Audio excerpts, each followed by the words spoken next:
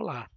Neste primeiro vídeo de nossa série Maker STM32, vamos apresentar a ferramenta de desenvolvimento STM32 Cube IDE. Faremos uma breve comparação com diversas outras ideias de mercado, apresentaremos a sua estrutura de arquivos, as suas diversas possíveis configurações. Vamos aí também gerar uma aplicação inicial, onde abordaremos alguns tópicos relacionados aí à família de microcontroladores utilizadas ao longo de nosso treinamento. Vamos aí apresentar os diferentes hardwares que serão utilizados e ao final gravar o programa do microcontrolador e utilizar algumas ferramentas disponíveis dentro do STM32 Cube IDE para uma depuração deste software. Então vamos agora iniciar aí com uma pequena comparação entre as diferentes ferramentas.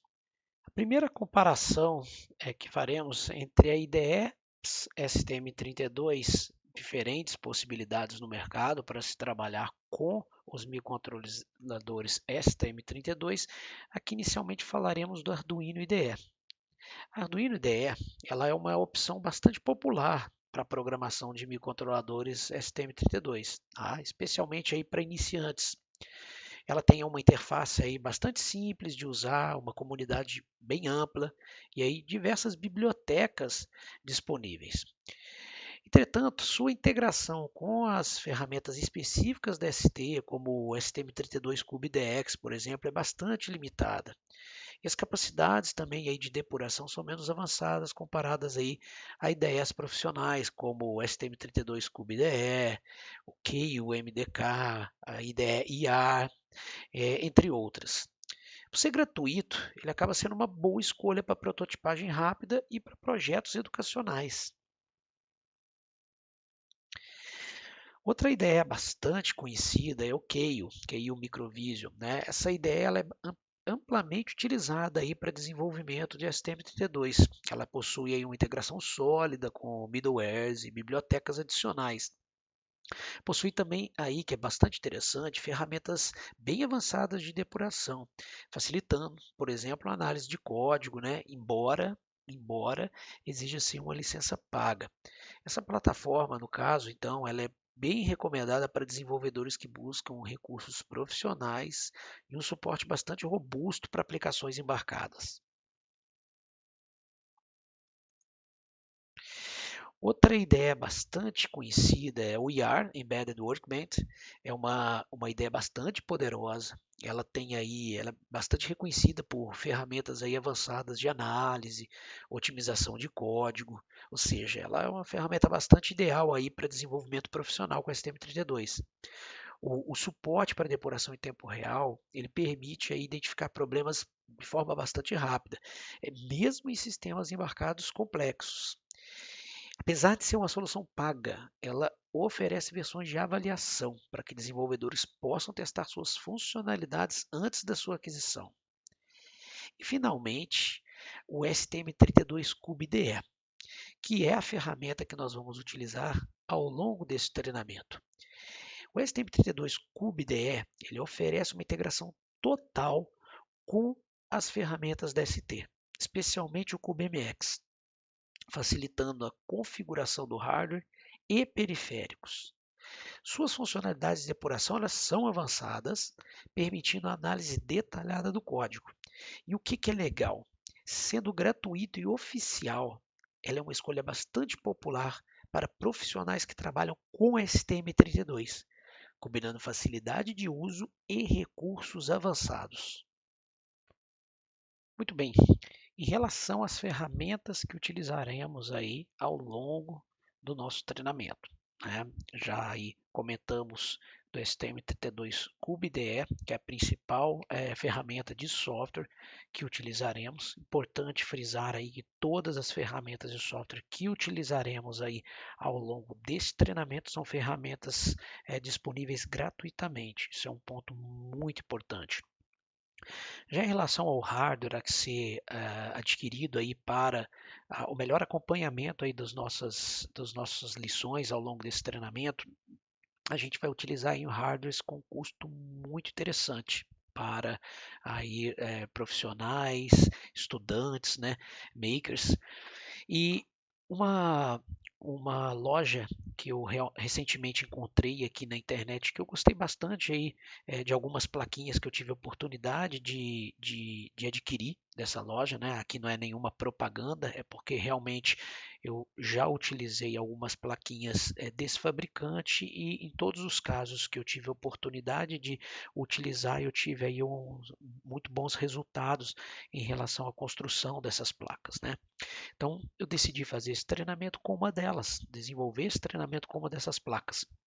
Então, neste site aqui dentro do AliExpress, o fabricante React Studio Official Store, né, a loja oficial, você encontra aqui essas diferentes possibilidades de placas de desenvolvimento.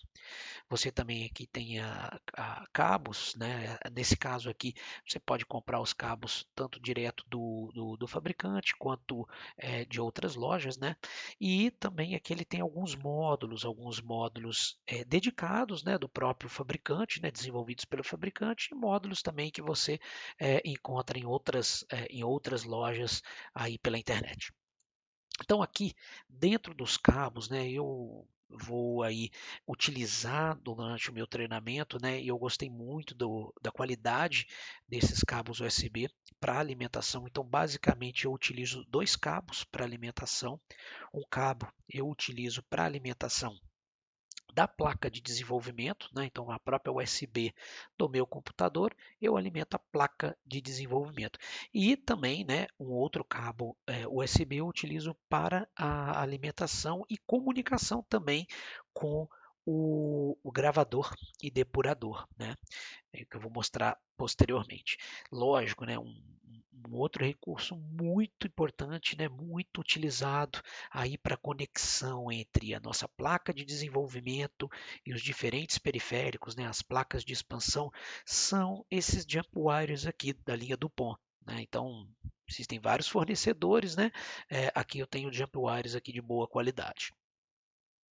Com relação então aos diferentes recursos de hardware do fabricante aqui, o React Studio, que vamos utilizar, eu recomendo muito esse mini depurador para ST-Link, versão 2.1, né? Que possui aí SWD, SWO, e uma outra coisa bem interessante, ele tem conversor USB para o ART.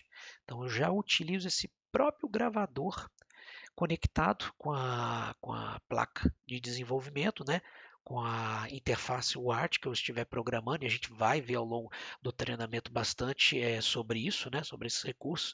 Então eu acabo utilizando aqui, como você pode ver pela foto, né?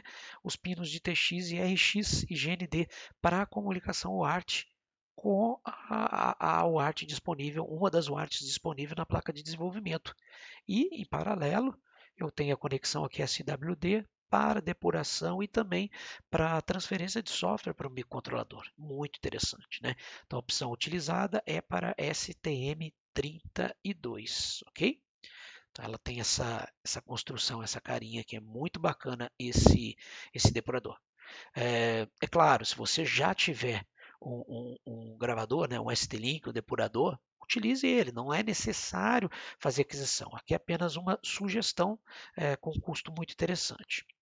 E essa é a placa que optei por utilizar neste treinamento.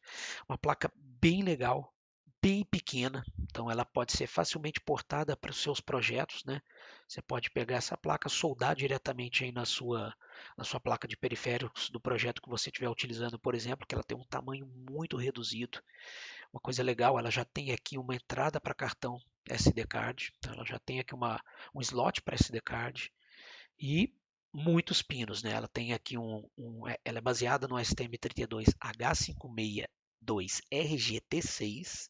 Então é esse microcontrolador que nós vamos estar demonstrando, né, da família Cortex M33 ao longo de todo o nosso treinamento. É um baita microcontrolador aqui que vocês podem observar com 250 MHz de clock, 640K de RAM e 1 MB de ROM. né? Então a gente vai desenvolver aplicações bastante robustas, bem avançadas aí, utilizando o sistema operacional em tempo real com bastante facilidade aí nessa placa de desenvolvimento. Uma placa bem legal que já tem expansão para saídas aqui de pinos para alimentação, 5 volts, GND, 3.3 volts, né? Ou seja, uma placa aí bastante versátil para o nosso treinamento. Já tem até as entradas aqui disponível para conexão do, por exemplo, da UART, que a gente vai estar fazendo as simulações seriais aí, e também para SWD, para transferência do software e depuração. Ok, seguindo aqui o nosso treinamento, vamos utilizar alguns módulos, principalmente quando a gente for apresentar o projeto final, que é um projeto aí bastante interessante. Então, eu oriento aqui a utilizar um display LCD, existem vários fornecedores, tá? É um módulo LCD 16:2 mais I2C, muito parecido com esses que vocês estão observando aqui de diversos tipos de fabricantes, tá? Então, busque uma dessas opções aqui, baseada no controlador HD 44780, né? Que é o controlador do display LCD, e a gente tem aqui essa plaquinha aqui, que é a plaquinha que faz a conexão entre o display LCD 16:2 com esse baseado no controlador da Hitachi e mais aí a conversão para você ter uma conexão através de I2C. Então eu recomendo bastante essa plaquinha, né? Esse tipo de placa aqui que a gente tem disponível aí com esse controlador aqui no mercado, tá? Então é o PCF 8574. Você compra já, ou se você já tiver o display LCD, basta adquirir a plaquinha direto, a plaquinha do controlador do PCF 8734. Outro recurso bastante baratinho, né? Então tá, para a nossa última lição, nosso projeto final, vamos utilizar aí também um módulo de RFID. Tá? Eu vou utilizar um RFID baseado nesse MRFC RC522, tá?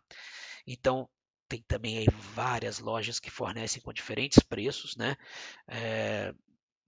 Uma recomendação, já comprei pelo menos uns dois, né? Porque aí você vai ter, eles são bem baratinhos, você já vai ter a garantia que se uma delas estiver com defeito, você tem outra disponível, né? Assim como também eu oriento para o display. Sempre ter um backup, né? Até porque você vai estar utilizando isso posteriormente, com certeza, em outros projetos pessoais. Ó, você pode utilizar aí um protoboard com push buttons conectado na placa, né, com os jumpers, ou para facilitar a vida, comprar um tecladinho já com, por exemplo, como esse tipo de teclado aqui. Eu vou utilizar esse tipo de teclado já com 8 push buttons aqui, que facilita bastante a minha vida. Mesma ideia para os LEDs. Se você quiser conectar diretamente usando o protoboard, tudo bem. Agora, se quiser, pode adquirir diretamente uma barrinha de LEDs, né? Aqui tem uma opção com 8 LEDs disponíveis, né? A gente não vai utilizar tudo isso em nosso treinamento, mas é um recurso que facilita bastante a conexão e aí a velocidade aí para as práticas ao longo do treinamento. Ok. Então vamos agora começar aí a demonstração aí do nosso projeto, nosso primeiro projeto aí, né, que é aí uma introdução ao STM32Cube IDE. Né? Então, inicialmente vamos aí criar um pequeno projeto com a placa de desenvolvimento utilizada no nosso treinamento.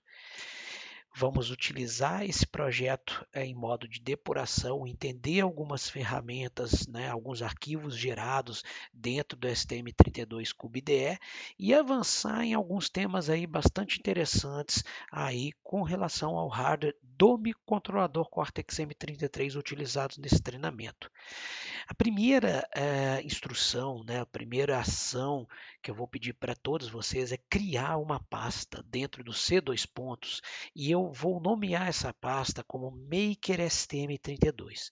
Então, todos os arquivos de projetos desenvolvidos ao longo do nosso treinamento vão estar armazenados dentro da pasta Maker STM32. Tá? O próximo passo é abrir o STM32Cube IDE, né, e apontar para essa pasta. Então, muito importante, né, no site do fabricante da ST, você tem aí inúmeras versões do Cube IDE, do STM32 Cube IDE disponíveis. Tá?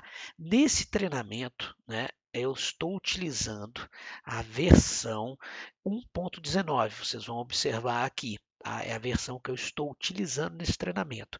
Claro que pode ser que em versões mais novas, né, você tenha aí algumas diferenças com relação à ferramenta e aos recursos, assim como em versões mais antigas, né?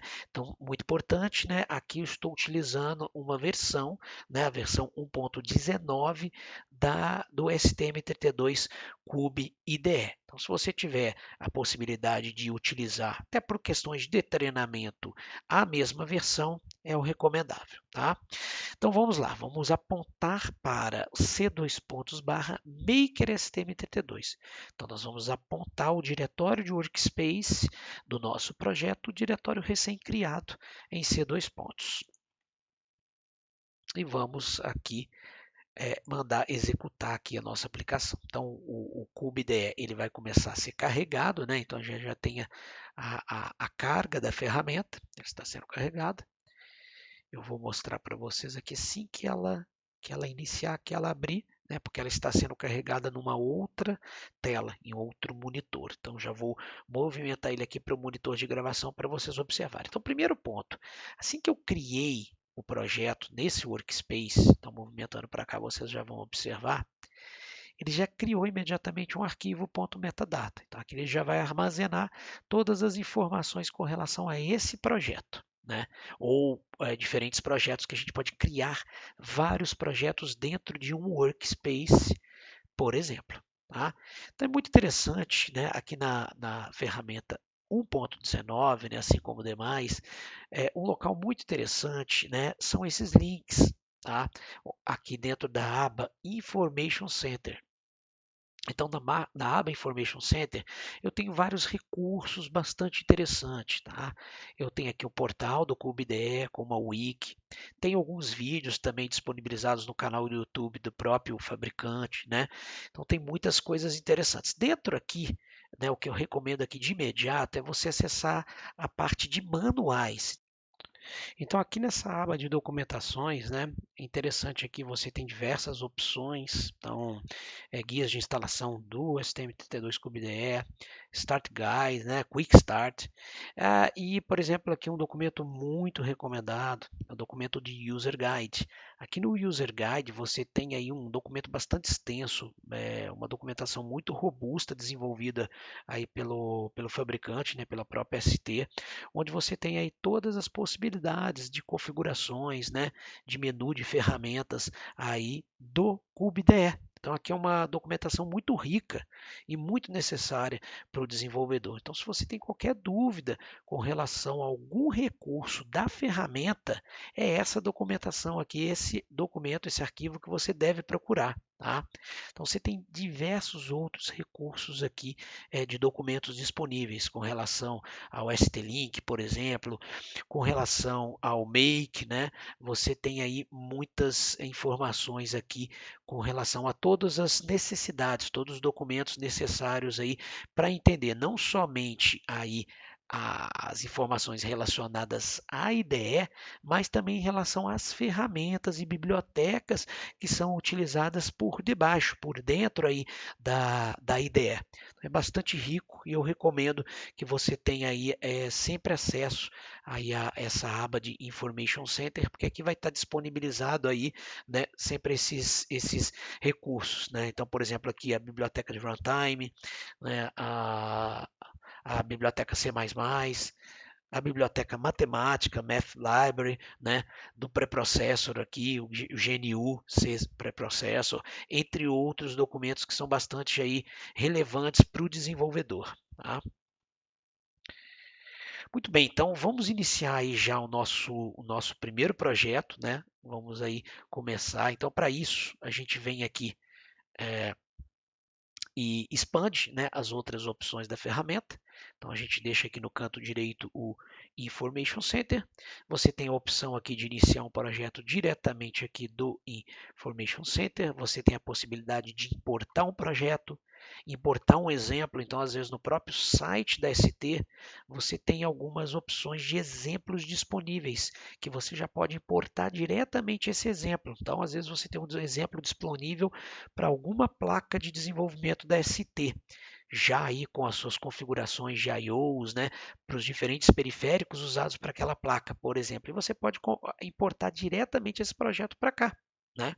Esse exemplo para cá. No nosso caso, nós vamos criar um novo projeto. Então, eu posso começar por aqui ou simplesmente vir aqui, ó, criar um novo STM32 Project. Tá? Então, próximo ponto aqui, bastante importante, a partir do momento que a gente clicar aqui, né?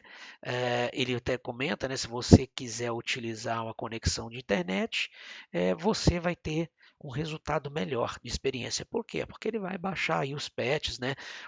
As atualizações mais recentes para aquele, por exemplo, para aquele microcontrolador. Aqui no meu caso eu não vou ter essa necessidade, porque eu já tenho todas as ferramentas já pré-instaladas, né? E vou aguardar ele fazer essa inicialização. Ok, então na sequência, né, ele abre já uma ferramenta, né, uma janela de seleção aqui do microcontrolador ou da placa de desenvolvimento a ser utilizada no projeto. Então, no nosso caso, nós vamos utilizar um microcontrolador, eu já posso vir e diretamente digitar aqui, que é o STM32H562 RGT6. Tá? Como é uma placa de desenvolvimento não do fabricante, da ST, ela é uma placa aqui do eAct Studio, possivelmente eu não vou ter essa placa disponível aqui na opção de Board Selector. Tudo bem, se eu fosse uma placa, por exemplo, uma núcleo do fabricante, da própria ST, eu teria disponível aqui no Board Selector, tá?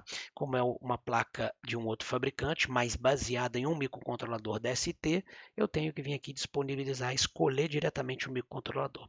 Então, ele já filtrou aqui, né, as opções disponíveis, tá? Então, basicamente aqui o que eu tenho é o mesmo microcontrolador, né? Vou selecionar essa primeira opção aqui, que não há diferença entre os dois disponíveis. Eu vou dar um Next. Tá? Ok.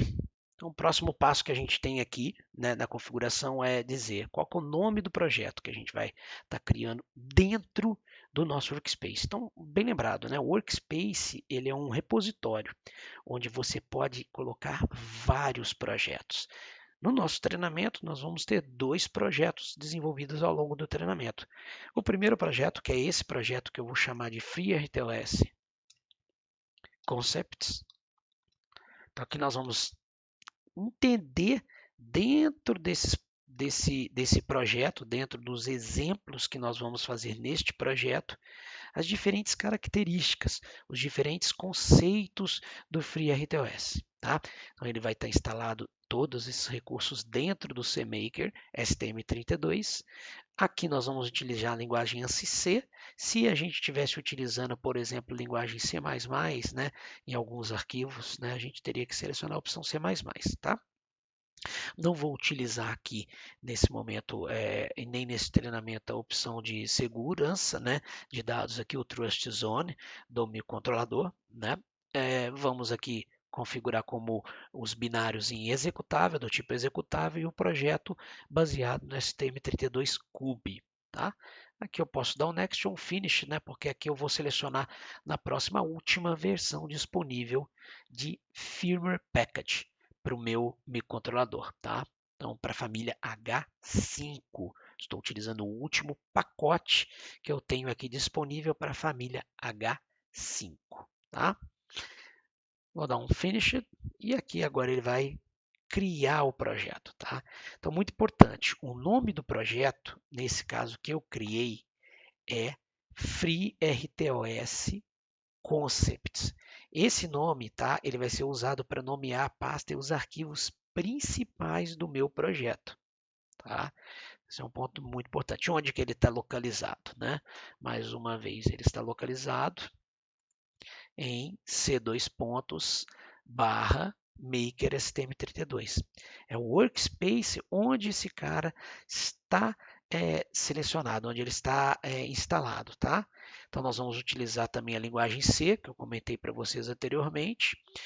Vamos utilizar o Target Binary Type como executável, né? Ou seja, nós vamos gerar um binário que pode ser gravado e executado diretamente no microcontrolador. Se a gente tivesse usado a opção estático, ao invés da opção executável, aí seria gerada uma biblioteca, um arquivo .a, que pode ser linkado, vinculado a outros projetos. Mas no nosso caso, nós estamos utilizando o Target Binary Type do tipo executável. Tá?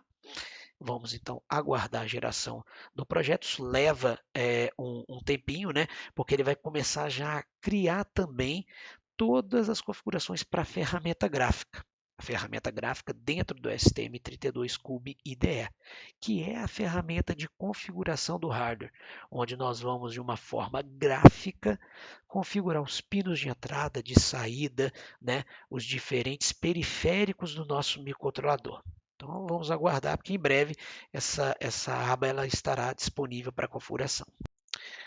Bom, antes de finalizar, né, antes de gerar aqui, né, porque é um processo demorado, explicar rapidamente aqui um pouquinho do que são essas opções aqui, né? Então a gente tem aqui, por exemplo, a primeira opção aqui é o Target e Firmware Package. Então, isso daqui são os pacotes que são utilizados, que estão sendo utilizados para o nosso microcontrolador.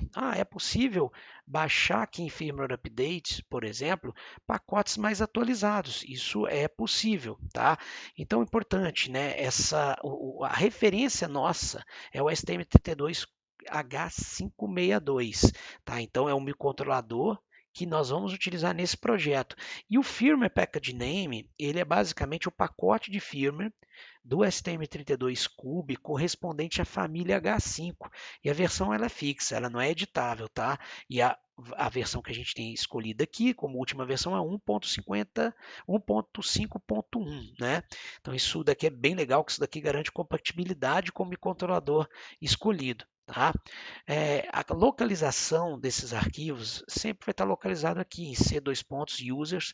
Por quê? Porque isso pode ser utilizado em diferentes projetos, em diferentes workspaces. E ele fica geralmente selecionado e instalado dentro dessa pasta aqui do seu usuário e a pasta STM32Cube repositório. Tá? E as opções de geração de código que a gente tem, né, tem algumas opções diferentes, por exemplo, adicionar os arquivos necessários como referência na toolchain. Né? Então, essa opção aqui ela adiciona referências aos arquivos de biblioteca no projeto, sem copiá-los fisicamente. Isso é uma opção que economiza, por exemplo, espaço, mas vai depender bastante aí do repositório, ele está acessível. Se esse repositório não estiver acessível, você não tem na hora de compilar como acessar esses arquivos, tá? Então acaba tendo essa desvantagem. Outra opção é copiar todos os arquivos utilizados na pasta do projeto, né? Então nessa opção, todos os arquivos de biblioteca utilizados eles vão ser copiados dentro da pasta do projeto. A vantagem disso é você garantir uma independência de repositório, mas isso faz um aumento, uma elevação no tamanho do projeto. E como última opção que a gente selecionou automaticamente aqui é copiar apenas os arquivos necessários de biblioteca. Então aqui sim, aqui apenas os essenciais para os periféricos selecionados, os periféricos que vamos utilizar, é que vão ser copiados para a pasta do projeto. Vão ser copiados lá para o nosso workspace. Tá? Então aqui é muito importante a gente entender essas diferenças. Tá? Esse é um ponto bastante relevante. E aqui, antes de finalizar e abrir a ferramenta gráfica, recebemos aqui esse pop-up. Tá? Ele é um pop-up que está indicando aqui que o iCache, né, o nosso cache de instruções, ele deve ser habilitado para se garantir a máxima performance. Tá? Então, nós vamos aqui selecionar a opção de Yes, para habilitar o iCache e a gente conseguir a máxima performance com relação aí ao cache de memórias de instruções, tá? Então a gente vai dar um sim aqui e vamos aguardar essa finalização. É importante, tá? O iCache, Instruction Cache, ele é relevante, principalmente em situações onde o microcontrolador ele tem que executar código de forma rápida e eficiente, tá? Isso daí é muito interessante quando a gente tem aí todo o código armazenado fora da memória interna. Por exemplo, se a gente tem um código armazenado em uma memória flash externa, uma memória um pouco, por exemplo, uma memória flash mais lenta, essa instrução, né, tanto o iCache, né, ele é muito relevante para esses cenários, tá? De qualquer forma, tá? A gente ainda vai dar a opção para gerar o código e a gente vai visualizar qual que é a diferença que a gente tem de performance quando a gente habilita o iCache ou quando a gente não habilita o iCache, tá? Então nós vamos entender isso daí posteriormente aqui numa simulação, tá? É, perfeito. Situações onde que ele é mais relevante. Vamos lá. Primeira, quando você está executando o código diretamente da flash, né? Então, ou seja, seu código ele está rodando diretamente da memória flash interna. Né? Então, isso é uma opção que é conhecida como XIP ou Execute in Place. Então, o iCheck ele é bem legal porque ele reduz o tempo de acesso às instruções, mesmo na execução de memória flash interna, tá? Para o iCache. Então, isso é muito comum aí para microcontroladores STM32, por exemplo, que não copiam o código para a memória RAM antes de executar. Outro cenário bastante interessante, né, é para aplicações de alto desempenho, ou seja, projetos aí que exigem uma resposta muito rápida em tempo. Exemplo, controle de motores, processamento de sinais DSP, interfaces gráficas, né, ou comunicações aí Ethernet, USB, comunicações de alta velocidade. E por último, não menos importante, para acesso de periféricos com DMA e interrupções frequentes. Isso a gente vai usar bastante aqui ao longo do nosso treinamento. Então acaba sendo muito interessante você ter essa condição para ser utilizada aí com iCache. Tá? Então lembrar bastante disso daí. E dando sequência aí ao nosso vídeo, vamos então aí entender onde que é feita a configuração do iCache, quais são as possibilidades de configuração dentro desse recurso. Tá?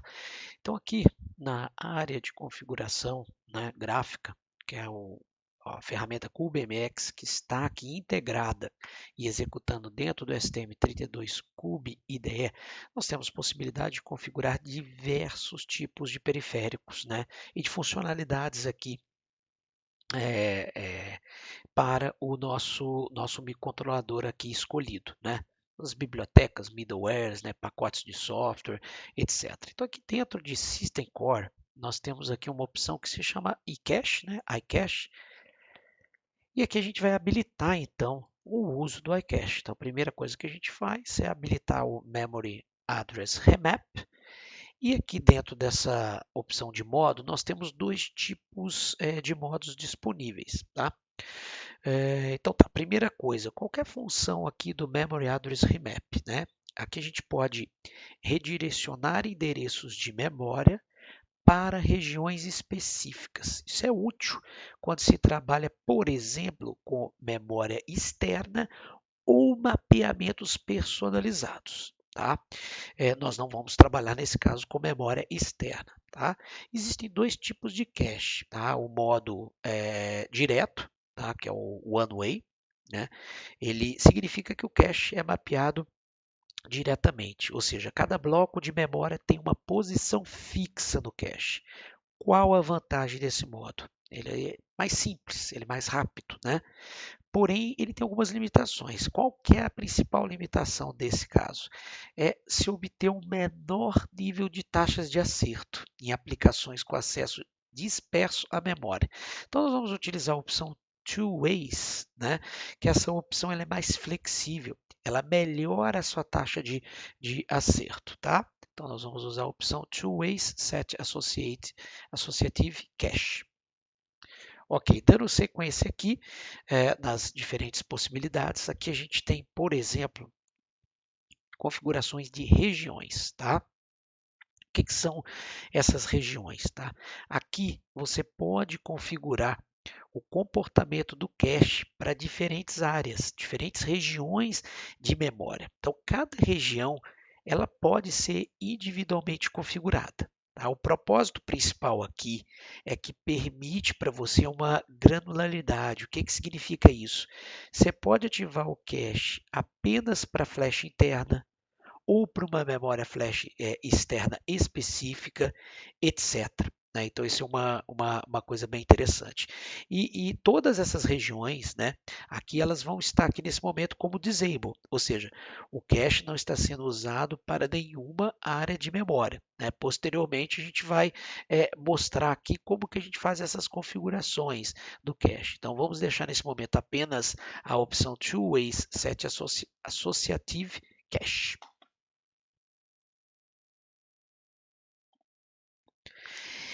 E tem uma documentação que aí vai deixar um pouco mais claro de como que funciona essa questão do cache, né? No caso aqui do iCache, né, que é o cache de instruções, porém também existe um outro cache que é o data cache. Para essa família de microcontroladores a gente tem as duas possibilidades. Então vamos primeiro entender aqui, né, essa Application Note 5219, um pouco de recursos para a gente entender quais são as configurações e efetivamente o que elas implicam para o iCache. Então, quando a gente vem aqui e navega nessa documentação, ela é uma documentação muito rica, que a gente tem aqui, por exemplo, as diferentes arquiteturas, né, para os diferentes microcontroladores da família de Cortex M33. Então, para a família L5 eu tenho essa arquitetura, para a família U5 já tem uma arquitetura um pouco mais complexa, né? E a família H5, né, que é a família do microcontrolador que nós vamos estar utilizando aqui neste treinamento, ele já tem essa característica aqui dentro das distribuições aqui dos seus periféricos, né? Então existe uma matriz de barramentos que faz a conexão entre os diferentes periféricos do microcontrolador, né? Então, se a gente quiser conectar, por exemplo, a memória SRAM, né? A gente quiser conectar aqui alguns dispositivos externos aos barramentos, por exemplo, é, as opções para DMA, né, que você tem aqui conexão direta, a opção para você conectar cartões de memória, né, SDMMC1, Ethernet MAC. Então, tudo isso daqui há uma matriz de barramentos e a gente pode observar que existe um cache de instruções de 8 kilobytes, né, que ele está nessa posição aqui. A gente pode conectar com esse cache de 8 kilobytes diferentes dispositivos do microcontrolador. Então, isso é bastante interessante, né? Então, aqui traz uma explicação, por exemplo, para a arquitetura C5, né? No nosso caso é H5, entre outros, tá? Então, aqui é uma leitura bastante importante, bastante relevante. E para os diferentes microcontroladores utilizados, né? Então, por exemplo, o nosso microcontrolador que é da família 562, né? H562, a gente precisa verificar aqui dentro dessa documentação, tem por aqui ó, H563, 573, 562, como que a gente faz as configurações, o que é possível se configurar, né? Então a gente tem aqui, por exemplo, 2 megabytes disponível, né? Até 2 megabytes para memória flash, né? Qual que é o endereço de início dessa memória, né? Que é onde fica a nossa memória de programas, né?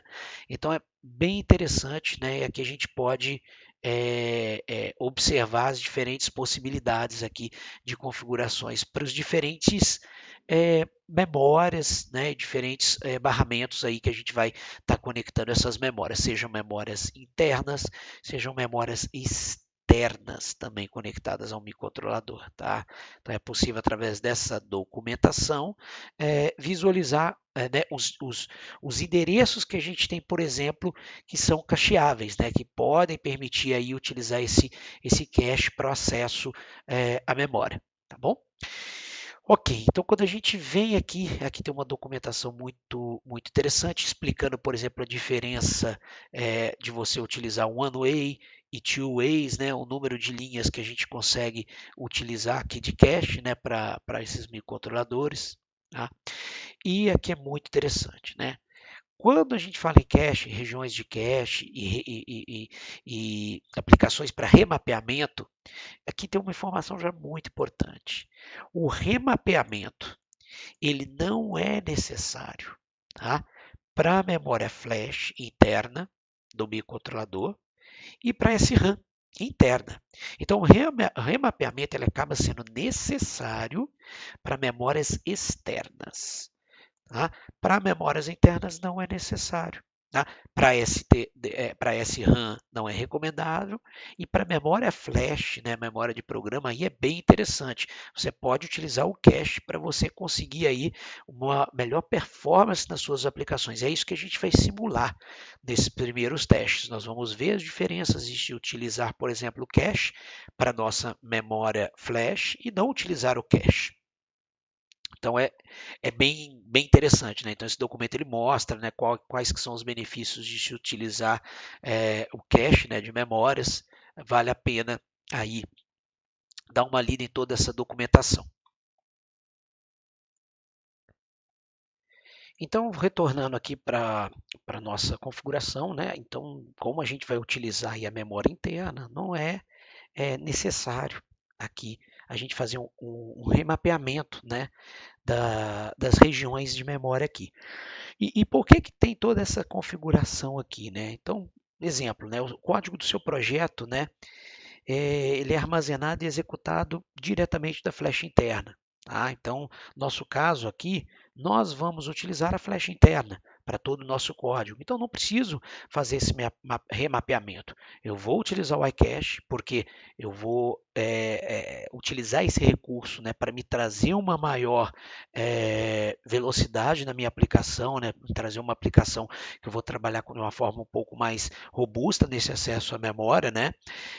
Mas se eu quisesse, por exemplo, utilizar memória externa, com certeza eu poderia remapear para que essa memória externa, por exemplo, com dados de programa, ela pudesse ser visualizada a partir de um endereço de memória interno, né? Então a gente poderia remapear esse endereço de memória e acessar diretamente aí dentro desse recurso aí de cache de instruções essa área de memória externa para o nosso programa, por exemplo. Isso é bastante interessante, né? Então o cache ele acelera, o iCache, ele acelera o acesso às instruções.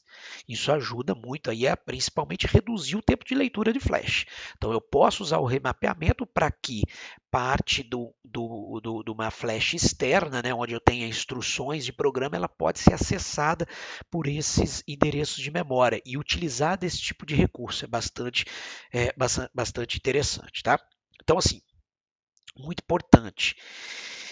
Sempre certifique, tá, que nenhuma outra região aí, como a RAM ou periférico, ela esteja com cache ativado, tá? O iCache ele vai estar inicializado lá dentro do programa main.c. Eu vou posteriormente, quando a gente gerar o código, mostrar para vocês aonde que ele inicializa. Então, você setou o iCache, ele tem que ser inicializado no programa. Então, já tem uma instrução, né, para se fazer essa inicialização. Então, é muito importante a gente observar isso, tá? São pontos aí bastante relevantes aí.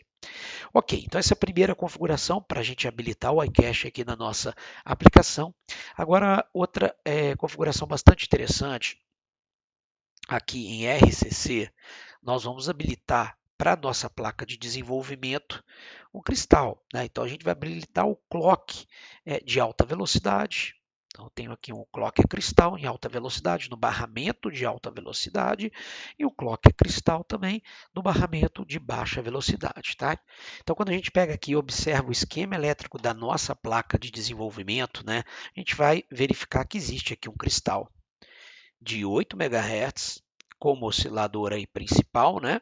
De alta velocidade, high speed, e um cristal de 32.768, né, Hertz ou 32 kHz, né, conectado ao nosso de baixa velocidade, na oscilador de baixa velocidade. Então, esse é um ponto bastante relevante aqui para a gente fazer essa configuração. para configurar aqui agora, então nós temos aqui o nosso cristal ressonador, né, que já está conectado aqui ao barramento de alta velocidade, e também o cristal ressonador conectado aqui ao barramento de baixa velocidade. Tá? Então, esse é o primeiro ponto que a gente vai configurar. Aqui, quando a gente tem aqui alguns ajustes de parâmetros, né? Tensão de alimentação VDD 3.3 volts, né? Aqui a questão de latência de memória flash, né? Então ele tem uma latência aqui de 2 ciclos de CPU. Aqui nós não vamos precisar ajustar nada. O que é importante para a gente agora é fazer um ajuste em relação aqui à configuração de clock. Então, quando a gente observa aqui, vem aqui na área de Clock Configuration, primeira coisa que eu tenho aqui, ó, entrada de 25 MHz. Não é, a gente está utilizando um cristal de 8 MHz. Vou dar um Enter. Então, esse é um cristal de 8 MHz. Perfeito, o cristal de baixa velocidade é de 32.768 Hz. Perfeito, esse está ok. Então, o que eu vou fazer aqui agora? Basicamente, eu vou configurar para o que eu quero atingir o clock máximo da minha placa. Então, eu consigo no meu microcontrolador um máximo de 250 MHz. Vou apertar Enter. E o próprio sistema ele vai aqui trazer uma pop-up que ele vai buscar a melhor configuração para se chegar nessa velocidade. Eu vou dar um OK. Ele vai recalcular, ele vai buscar uma solução para atingir 250 MHz aqui no seu barramento de clock principal e, consequentemente, aí atingir o máximo de velocidade possível para os barramentos de periféricos. Tá? Então, ele vai fazer essa busca de solução. Um outro ponto muito importante aqui. Tá? Nós vamos utilizar o oscilador externo de 8 MHz. Então, eu tenho que, finalizando aqui o busca pela melhor solução, né, ele está nesse momento fazendo essa busca, eu vou cancelar aqui na verdade, eu já vou informar para ele que o clock que eu estou utilizando é o de high speed. Tá? Então, aqui a gente está utilizando o clock de high speed. Aqui eu vou utilizar o clock já pós esses multiplexadores, né? Então, eu tenho aqui divisões, o meu PLL, né? Eu vou jogar aqui PLL clock e agora sim, eu vou vir aqui e vou colocar 250 MHz.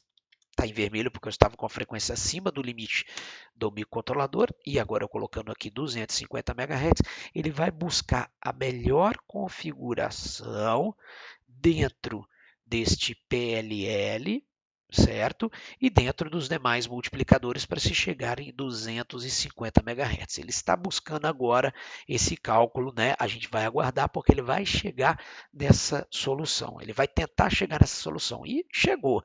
Atingiu 250 MHz. Para isso, ele configurou o PLL1 com 4.096. Né? Então, através dessa divisão, ele conseguiu obter 250 MHz de clock. Então, esse é um outro ponto bastante interessante que a gente tem que frisar aqui nos ajustes. Tá? Ok, depois nós vamos vir aqui com esse clock de baixa velocidade posteriormente, né, principalmente no último capítulo que a gente vai utilizar o RTC para o relógio aqui do nosso microcontrolador, para ajuste de hora e data. Mas agora, um outro ponto muito importante é definir a fonte de clock do nosso microcontrolador. Então, a base de clock do nosso microcontrolador, se você observar aqui em SysTick Source Clock. Vou mostrar para vocês aqui onde que ele fica aqui, o SysTick Source Clock.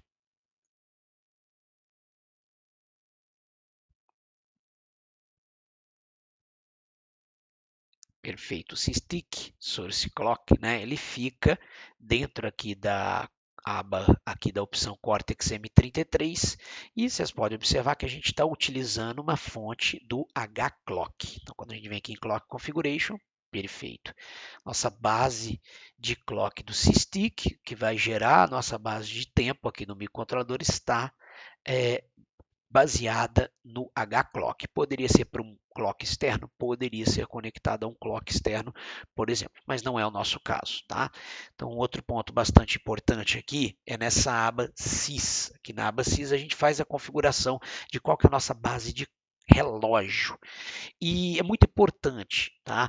Quando a gente for trabalhar com FreeRTOS com RTOs, nós temos que, como boa prática, escolher uma base de clock para o nosso microcontrolador, diferente da base de clock do relógio ali do nosso FreeRTOS. Então, vou mostrar para vocês, quando a gente estiver trabalhando com FreeRTOS, a gente deixa como base de clock para o sistema operacional em tempo real o SysTick e utiliza como base de clock para outras funções, por exemplo, funções de delay, né, através das bibliotecas Hall, né, ou seja, para funções ali da nossa biblioteca Hall, né, fora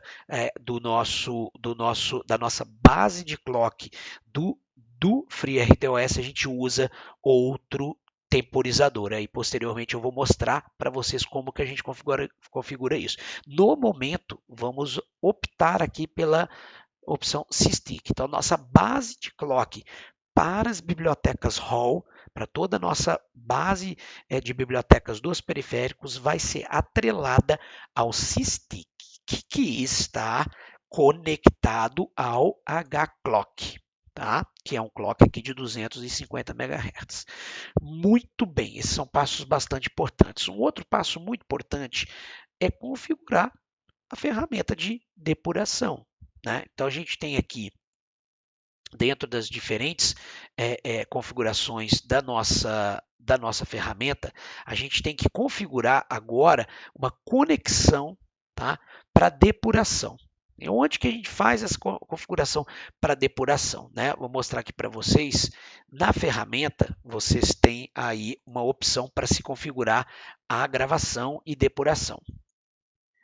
Então, para a gente configurar a nossa depuração, né, a gente tem uma opção aqui embaixo, que é a opção Debug. Então, quando a gente vem aqui na opção Debug, basta a gente selecionar o tipo de debug que vamos utilizar. Então, por exemplo, nós vamos utilizar aqui a opção Trace Asynchronous Software. Tá? Então, nós vamos utilizar essa opção para depuração. E nessa opção, se a gente observar aqui, nós temos 3 pinos necessários aqui, além do ground, né, do GND, que é o SWDIO, o SW-Clock e o Trace SWO. Então, nós vamos ter que utilizar esse cara também. Lembrando que o nosso gravador e depurador, ele tem essa opção SWO para a gente fazer esse trace de uma forma assíncrona, né? Onde a gente vai poder visualizar, inclusive, ali no domínio do tempo, né? Através de gráficos, valores de uma determinada variável. O mais comum é a opção Serial Wire. Serial Wire, você apenas com 2 pinos, né? O pino de clock, SW Clock, SWDIO, você faz a depuração, né? A transferência do software, né, depuração, mas com a opção de Trace Asynchronous, nós vamos dar um recurso adicional, que eu vou mostrar posteriormente para você, e a gente tem isso disponível aí, gratuitamente dentro da própria ferramenta do nosso STM32Cube IDE. Existem muitos recursos, como vocês podem observar aqui, de periféricos, de como configurações. Nós vamos explorar alguns desses recursos aqui ao longo do nosso treinamento, mas só para vocês terem uma ideia, né? Nesse microcontrolador é possível se configurar, por exemplo, modos de gestão de energia, né? Onde a gente pode, por exemplo, despertar um microcontrolador a partir de uma determinada entrada analógica, por exemplo. Então, a gente pode configurar um pino para despertar o microcontrolador, né? Então, tem muitas configurações aí bastante interessantes. Por exemplo, Analog Voltage Detector, né? Então, se ele detectar uma determinada tensão, né, numa entrada analógica, ele vai despertar o microcontrolador, ele vai colocar o microcontrolador em modo aí a acordar aí e rodar, né, os seus programas. Então isso é muito interessante com relação aí a recursos de energia. Você pode utilizar isso daqui como uma parte interna de entrada de tensão analógica ou mesmo uma entrada externa de tensão analógica. Isso é possível fazer dentro das diferentes configurações que a gente tem disponíveis. E o que é legal aqui? tudo isso daqui a gente está utilizando uma ferramenta gráfica, né? Essa ferramenta gráfica ela é bastante poderosa. Então nós temos aí recursos muito interessantes que a gente pode estar, vou desabilitar, né, para a gente não utilizar esse pino e não utilizar esses recursos nesse momento. Então a ferramenta ela é muito flexível, ela permite inúmeras configurações diferentes, tá?